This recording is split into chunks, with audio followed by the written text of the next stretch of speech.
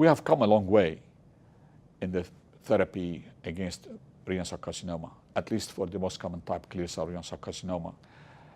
Although we have now 12 therapies that are FDA approved and are on, at least in the US, are on the market and help many of our patients, we still have a long way to go.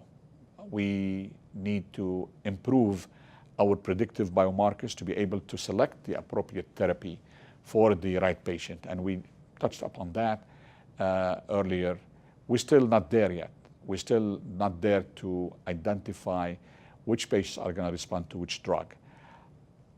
But it's also important to identify new targets and develop new therapies to improve the outcome of those patients, because we are not curing patients with renal cell carcinoma yet, not everybody anyway. And so there are newer drugs that are coming, and I would look at there is a class of new immune therapies to be added or are being combined with the immune checkpoint inhibitors. I would mention two such drugs that I have been involved in developing that are promising.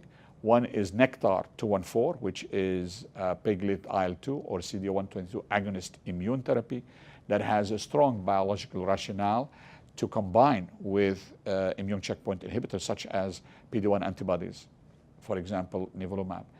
And there will be a presentation at this ASCO meeting, reporting on results of this combination in many solid tumor types, including renal cell carcinoma. Another agent that is also promising and has shown preliminary activity and tolerable safety is pegylated interleukin-10, IL-10, and that's called peglodecakin. But there are also some newer targeted agents that are being tested. I'd like to mention here one that we are developing with Calithera Biosciences, and that's a drug that's first in its class as a tumor metabolism agent that inhibits glutaminase, the enzyme glutaminase that converts glutamine to glutamate. And this combination of cabozantinib, which we spoke about earlier, and this drug CB839 has been given a breakthrough status designation by the FDA to develop and for quick review, fast review. And hopefully this will bring us a new class of agents in the fight against renal cell carcinoma. So right now, there are multiple combinations that are still being explored for advanced RCC. At this point, we've probably used every single permutation between a TKI and a PD-1 inhibitor, and that may not be the future direction of future studies that come down the line. However, there are multiple immune checkpoint inhibitors, and whether or not those immune checkpoint inhibitors can be combined with either PD-1 or combined with a TKI in addition to PD-1, that remains to be seen.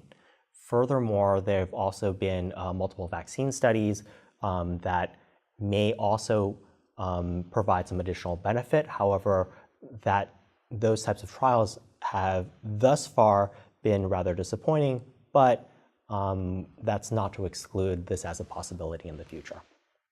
In the past, in kidney cancer, our new drug development has outpaced our ability to understand how to optimally use the agents we have, and I think we're in a setting, again, where this is happening.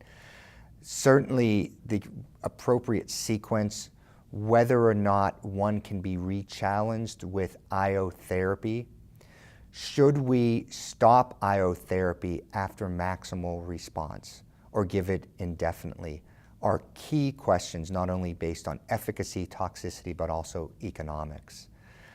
Can we combine agents in a way that will allow our patients to, at some point, reach a stopping point, allow them to, what we like to say, no longer be a cancer patient, be able to take a break from therapy, are extremely important as we move forward.